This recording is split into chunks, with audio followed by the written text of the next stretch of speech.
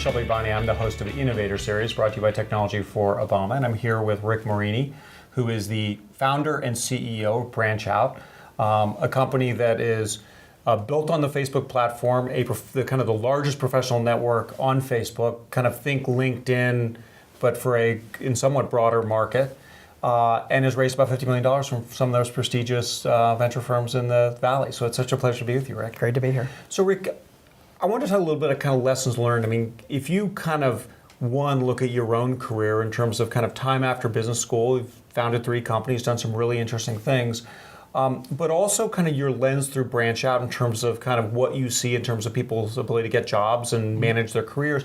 Do you have advice as you kind of think for our audience about kind of your own experience and how it might be appropriate for them? Sure.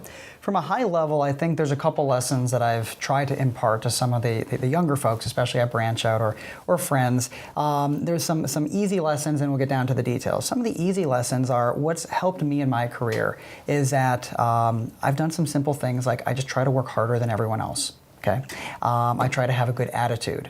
And early on in my career, when I was doing more corporate finance, treasury, investment banking kind of work, you work your butt off. You work hard at these investment banks, but it felt like as if I was working really hard and I had a good attitude, people above me wanted to mentor me.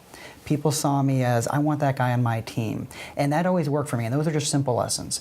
I think if you drill down, you also have to think, especially if you're coming out of college or maybe re-entering the workforce, what kind of experience do you want? And in Silicon Valley, there's typically 2 ways you can go. One, you can go for a big company, great companies like Google or Twitter or Facebook or Yahoo or big companies that are here, and you end up getting a bigger company perspective. You may work on a fair amount of things, but typically you're going to be in one discipline, and you learn structure and process, and those are really good lessons. Or you can go the other way, which is to join a startup. And when you join a startup, it's chaotic. You could be working on 12 different things a day. You won't get that same process and structure, but you will get incredible experience in a short period of time. And I think it really comes down to your personality. There's no one right. I think it really depends on what you want to do and where you want to take your career in the next 5 or 10 years. And some people don't know. And then what I would say is just align with the people that you feel most comfortable with, the culture, the company, the product, and then just work your butt off and smile while you do it and have a good attitude. Have a good attitude. And just be a sponge. Learn as much as you can, especially early in your career. Early in your career, I think it's more about listening and soaking in that knowledge, and I think you talk more and more in meetings as your career goes, but I think early on I learned to just kind of be in the background and listen to really smart people around me. And what's the sweet spot kind of from a career management standpoint with a service like BranchOut? I mean, is that kind of mid-20s? Is that mid-20s pass? Is it appropriate for people coming right out of college? What's your ideal kind of market? Sure. Yeah, so we have everyone from kind of 18 to 70, but our sweet spot I would say is really 20 to 35. And I think LinkedIn does a great job at 35 to 65, right? I mean, I think we just kind of hit 2 different segments.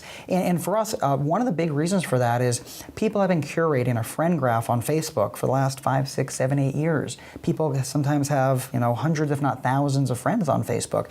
So why would you start over when you've already curated this friend graph right there on Facebook, and you can now use these people who you trust and people that will really go out of their way to help you from Facebook to be able to use those connections for professional purposes.